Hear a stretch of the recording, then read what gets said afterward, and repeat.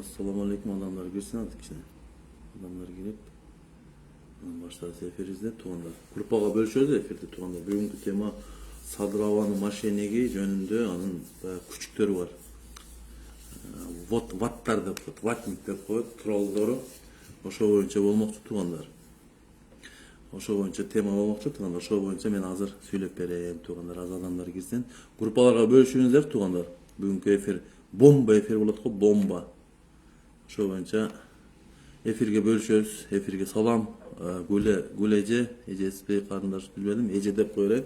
Аял кишинин кырча чулуу деп коет. Ошон үчүн эже деп коелайын, Гулеже деп коелайын. Саламатсыздарбы, сиздер менен мен Бекиев Эмил Маликович. Бүгүнкү темабыз Кудай кааласа, иншалла, ошол Садравабыздын мошенниги боюнча анын тарапташтары бар. Ватниктер. Ватник деп коебузбу, тролл деп коебузбу, ошол Садраванын күчүктөрү дейбизби, шакалдары дейбизби, бир ошондой нерсе деп турганда. Ошол боюнча тема болмокчу, эфирди бөлүшөбүз. Себеби Садраванын мошенникти мен каяктан билип калдым туугандар. Бул киши кумтөр менен таанылган, кумтөр менен популист сөздөр менен келип камалган, кумтөр менен ошол азыр тилекмат тарткан, куугунтукту тарткан десек деле болот бул киши. Эми ошону билип туруп, азыр жаш активисттер куугунтукка тартылып атат. Ошонун өзү личный ким приказ бергенин мен билбедим, бирок бул Садрава өзү айтып кеткен куугунтук болбойт деп. Бирок айткан сөзү иш менен келишпей атат. Ошон үчүн ошо Садравага мен дагы айтып кетет элем, бул Садраваны мен президент катары тааныган эмесмин, тааныбайм дагы, бул бийликти да тааныган эмесмин, тааныбайм дагы. Себеби булар 5-октябрда болгон кыргыз элинин жеңишин ошол эле Райым Миллион, ошол эле Жээнбековдор, ошол эле Садравалар урдап алышты. Кыргыз элин алдашты туугандар. Эфирди бөлүшөбүз. Эфирди бөлүшүп кетебиз туугандар. Ошол боюнча бүгүн мен атайын эфир кылдым туугандар. Себеби Садраванын алдаганы, бул элдин алдаганы өтө чатак, акыркы эбегейсиз последствиясы болушу мүмкүн да, орустар айткандачы. Себеби бул эл бул кишиге ишенди. Бийликти басып келгенден кийин эле 2-3 күндөн кийин эле кумтөрдү улутташтырам деген киши 180 градуска бурулду дагы, кумтөрдү алтын калбай калды деп алдады. Адан кийин Райым Миллион камалат дедиле. Ал жерде дагы Райым Миллион камалбай эле соттон 260 000 штраф төлөп чыгып кетти. Андан кийин кайта УКМКга апарып сценарий кылып кайта камап, кайта клиникага чыкты туугандар. Эми мындай туугандар, жалпы мындай жалпак тилде сүйлөп кете турган болсок туугандар, бул жерде элдин көзүн боеп, билесиздер да, Жээнбековдун малында Райым Миллионго факт бергиле деп, Жээнбеков Райым факт бергиле деп өмүр бою 3 жылын ошо факт бергиле деп өмүр бою өтүп кетти, ошо 3 жылдыгыча. Себеби Райым Миллион ошол эле Жээнбековдун башын жеген, бул Райым Миллион Кудай кааласа Абаңардын башын жейт. Мен буга 100% ишенем. Себеби Райым Миллионду көбү саясатка алып келип, мен кече жакындан бери көрүп калдым. Буну президенттин кылышы мүмкүн дегенчи. Ошон үчүн туугандар, ушул эфирди бөлүшөбүз туугандар. Эфирди бөлүшүп туруп, ошо элдер уксун, чындык, акыйкатты уктусун. Ушул далил менен сүйлөп берем. Мен далилсиз эчтекени сүйлөбөйм туугандар. Далил менен сүйлөп жүрүп, бүгүн кечеги троллдор жөнүндө айтып кетейин. Ошо Бекзат анан Бакай жөнүндө бүгүн ошол адамдар жөнүндө сүйлөбөйүн дедим эле. Сүйлөөгө туура келди. Бул Бекзат менен Бакай ошол Садраванын проектиси, мындай айткандачы. Ошол Бекзат менен Бакай ошол Садраванын аркасынан акча кылып атат туугандар. Акча кылып, ушул малга чейин жашап келишип атат арам акча менен. Эмнеге эле бакылдайт десеңиздер, Бакайдын бакылдаганы, Бекзаттын чырылдап пырылдаганы ушул себептен. Бекзаттын атасы ушул Садравалар менен дос болуп жүргөн. Садрава бунун аяштасы болот. Бул боюнча мен факты бар, менде сүрөтү да бар. Бул жөнүндө мен да көрсөтүп кетем. Бекзат өзү жакшы эле баладыр, бирок ошо акчанын айынан ошо арам жолдорго барып, ар бир адамдын, ар жарандын аброюна шек келтирип, далилсиз фактыларды коюп эле жамандап жүрөт. Буну да менде факт бар. Себеби далилсиз айткан сөздөрү мен көп эфиринен анча мынча байкап калам. Ошол эле нерсени айтып кетейин. Бир мисалы маймакты саттык дейт, каркыраны сатты дейт. Ошол маймак менен каркыраны саткан болсо, ошол боюнча мен айтып кетейин, саткан болсо канчага сатты, анан ошого далил барбы? Далил жок эле ар бир адамдын аброюна шек келтирип, анан буга эмнеге иш козголбойт? Эмнеге Телекматтын 4 постуна бир айга камап койду? Эмнеге ушул Бекзат менен Бакайга иш козголбойт? Мен ушул бийликке кайрылып кетет элем. Себеби бул бийликтин проектиси, ошол эле Садыраванын проектиси көтөн шакалдар. Мындай айтканда, ошол бийликтин Садыраванын личный 2 шакалы бар. Ошол Бекзат менен Бакай. Булар кече билесиңер, биринчи Бакай жөнүндө айтып кетейин. Бакайдын офиси пайда болду. Керек болсо эликтин үйдөн квартира жеңеме подарок этти. Мен ачык эле айтайын. Ошол акча каерден келген акча деп сурасаңыздар, мен айтып кетейин. Баягы Аспеков деген жигит бар эле, билесиздерби? Дашковдон 250 миллион доллар алып туруп, кече камалып отурат азырчы. Ошол 250 миң долларды алганды Бакай экөө бөлүшкөн, туугандар. Бул боюнча менде видеосу да бар, туугандар. Буну мен азыр ачыкка чыгарбайм. Ошол жерде сүйлөшкөн, Дашков менен сүйлөшкөн жерлер менде видеолор бар. Бул видео бир эле менде эмес, бул видео Бекзатта да бар. Бекзат да билет бул видео боюнча. Себеби Бекзат бекитип жүрөт бул видеонучу. Ошол акчадан кече Бакай элитный жерден үй алды. Ошо Аспеков экөө бир 125 миң доллардан бөлүштүрөт. Бирок Аспековдун дагы бир башка косяктары бар эле. Садыраванын атын атап жүрүп, башка ишкерлерден ошол сода кылышып, ошол мен Садыраванын атынан сүйлөп атам деп, ошентип адамдарды үркүтүп, коркутуп ошол акчаны алган. Дагы башка акчалар алгандары бар экен. Аспеков Бакайга показания берген. Бакайга показания бергенде, туугандар, өдөдөн 7-нчи этаждан, Ак үйдүн 7-нчи этажынан приказ келген. Мойнуңа ала бер сен бардык нерсени. Бакайга тийишпегиле. Бакай биздин проект деп ошол боюнча калтырып калган. Ошон үчүн Бакай эркиндикте жүрөт, туугандар. Бакай ошол эле Аспектовдун шериги, мошенник, мындай айтканда, ошол эле Садырова кандай мошенник болсо эле, булар деле ошо. Булардын арам оюн мен билип калдым дагы. Ошон үчүн бул ушул тактатылган ушул фактыны мен сиздерге айтып кетип атам. Себеби бул боюнча мага өтө көп информация түштү. Буну Бекзат деле өзү далилдеп кетет. Бекзаттан сурасаңыздар болот. Ошол Дашков менен сүйлөшкөн Аспеков менен Бакайдын видеосу бар. Ошону Бакайдан сурасаңар айтып берет чындыгынчы. Бакай билет. Бакай дейм, Бекзатта видеосу бар ошонунчу. Бирок ал видео менде дагы бар, бирок мен буну азыр ачыкка чыгарбайм. Мен ошону до конца анализ кылып чыгарып, анан мен чыгарганга туура келет кийинчи. Анан Бекзат боюнча айтып кетейин, бул бала өзү жакшы эле бала го, бирок бир жагы жери бар, ушул Садыр аяштасын. Экөөнүн ортосунда келишимдер бар, туугандар. Бул Бекзат бекер иштебейт. Ошол эле баягы кепканы кийип сүйлөгөнүн билесиздер да, кепканы кийип сүйлөйт. Ол кепка кийип сүйлөгөнү ошого жазылып келген кагаздар бар. Ошону сүйлөйт. Ошо Садыраван эмнени сүйлөйт десе, ошонун айтканын кылып, ошону сүйлөйт, туугандар. Садырава кайсы приказ, эмне жөнүндө тема сүйлөйт десе, ошол боюнча приказ берет, ошону сүйлөйт, туугандар. Садырава менен бул прямой байланышы бар. Прямой чыгат Садыравагачы. Бул прямой иштейт Садырава мененчи. Бул Садырава өзү интернетте отурат. Өзү ошо Facebook, ошол канча булак болсо интернетте, ошол эле Facebook, Instagram дейсиңерби, YouTube дейсиңер, ошонун бардыгында Садырава отурат. Бул Садыравага мен кайрылып кетет элем. Ушул проектиңиздерди жабыңыздар, туугандар. Ушул проектиңиздерге иш козгоп, ошо Телекматты кандай камасаңыздар, ушуларга да иш козгосоңуздар болот. Булар ар бир адамдын жарандын аброюна шек келтирип, далилсиз фактыларды тактап, ошолорду эфирден прямой чыгып айтып атат. Далилсиз жок эле. Бул кишилер мыйзам чегинде бул иштерге чара көрүнүш керек, туугандар. Бул кишилердин арам тамагы кантип жутуп атат, мен билбейм арам тамакты. Ошол мен айткан себеби, бул Бакай аяштасы Садырдан акча алып турат, туугандар. Ачык айтайын, бир 3 күндө, 4 күндө жолугушуп ошо информацияларды алып, эми өзү Садырова өзү жолукпаса да ошол өзүнө жакын адамдардын аркылуу ошол программа ошо катты берет, ошол Бекзат келет да ошол катты карап алып, ошон үчүн кепканы катты басат да ошо катты окуп коет. Ошол туугандар. Бул өз пикири жок, бул киши баланын өзүнүн пикири болгондо бул адам ар бир жаранга аброюна шек келтирбей антип сүйлөбөйт болчу. Буну ушинтип сүйлөгөнгө мажбур кылышып, акча менен алдап келет.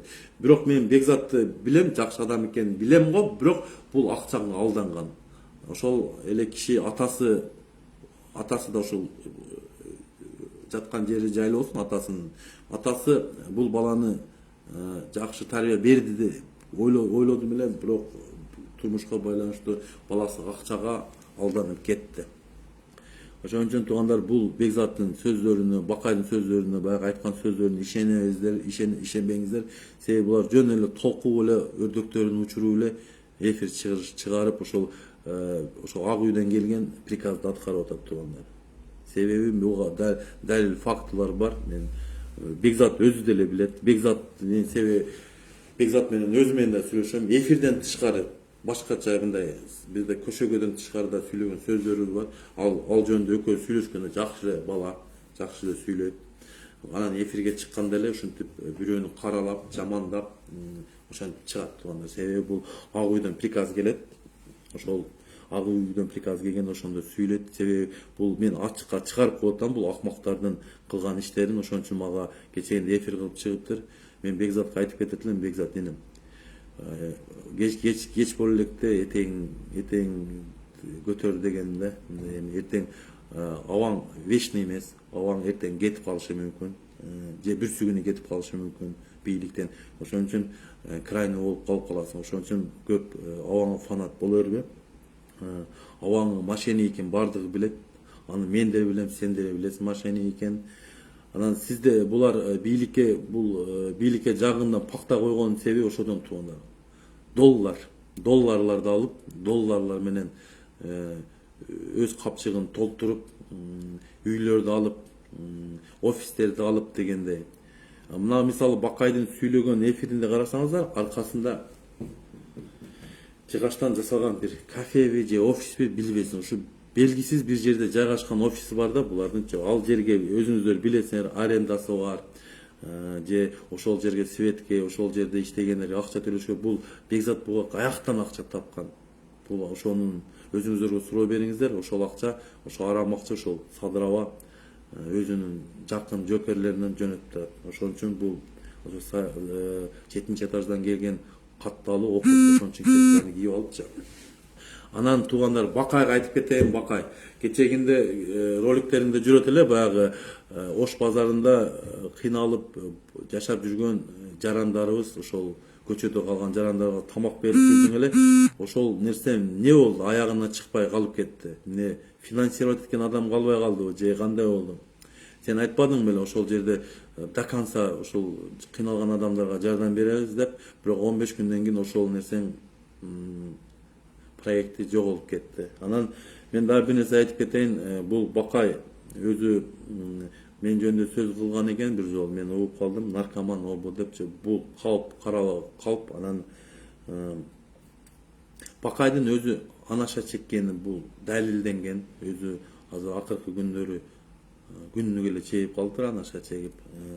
Буну айтпайын деп аттым эле, айтканга туура келди. Анан ошол Бакай менен Бекзатка иман берсин. Иман берип ушулардын көдөнүн Кудай тазалап, мындай эл менен болсо экен дейм. Ошол арам акча деп, ошол Садыраванын атын сатып жүрүшүп, ошо акча кылышып, арам акча кылышып жүрүшөт. Садырава аны билет, аны билип туруп ушуларга тийишпейт. Мен ушул Ген прокуратурага кайрылып кетет элем, МВДга кайрылып кетет элем, ККМге кайрылып кетем. Ушул эки адамга чара көрбөсөңүздөр туугандар.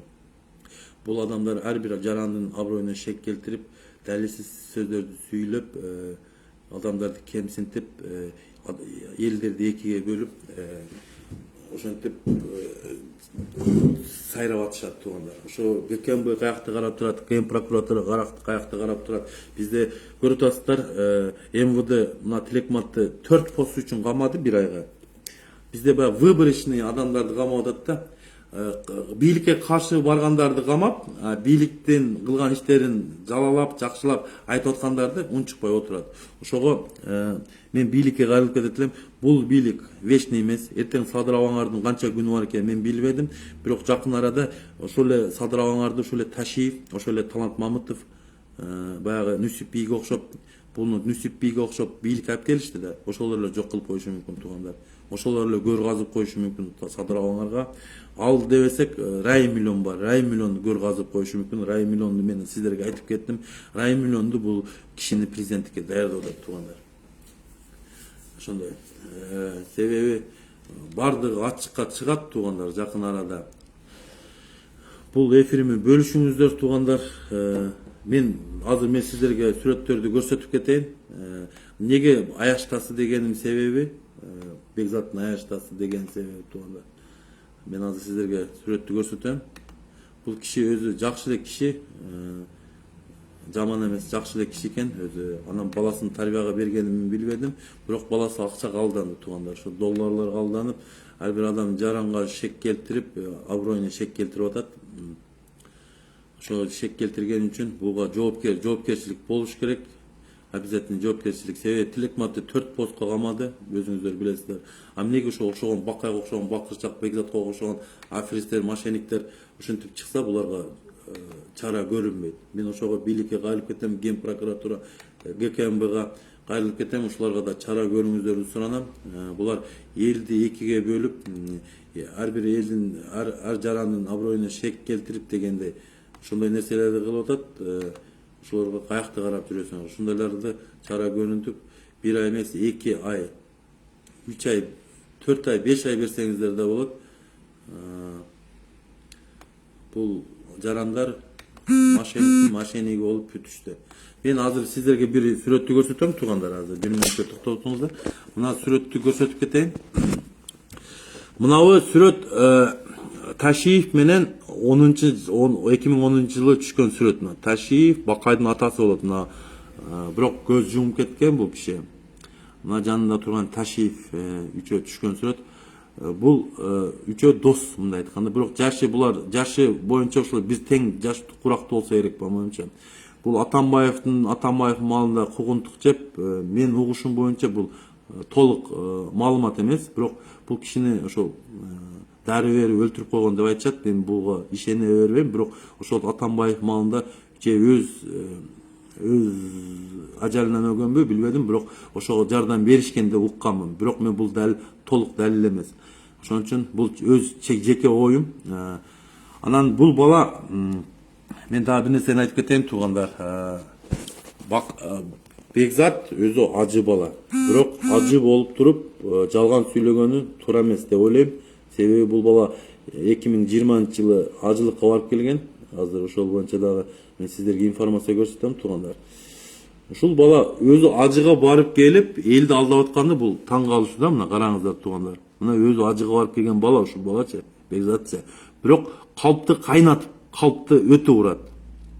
Ушул балага кандай ишенсе болот? Ажыга барган адамдын сөзү калп болбош керек да туугандар. Бул адам өзү жакшы адам деп угам, бирокчу көңүлү таза. Бирок ушул адамдар каралап эле, далилсиз каралап эле ушул өзүнө күнөө таап атат да. Анан ошол туугандар, мен ошол боюнча бүгүн тема кылдым. Ушул адамдарга ишенбеңиздер, булар ошол эле Садыр Абанын проектиси, ошол эле бийликтин проектиси булар. Ошон үчүн буларга чара көрүлбөйт туугандар. Булар бийликтин тандамай нерсеси. Ошол бийликке каршы чыккандарды камап, бийликтин сөзүн сүйлөгөндөргө, аферисттерге унчукпай коюу. Ошого мен кайрылып кеттим, ГКМБ прокуратурага. Ушуларга чара көрүңүздөр, жоопкерчилик болуш керек мындай мошенниктерге. Себеби ошол эле Бакай элитный үйдөн квартира алыптыр, жеңебиздин атына. Ошондой текшерип койсо, бул толук маалымат мага келди. Бул жеке өзүм оюм чыгарган эмес. Мен дагы эфирге кирем туугандар. Аманчылыкта, тынччылыкта калыңыздар. Саламатта калыңыздар деп, тынч болуңуздар.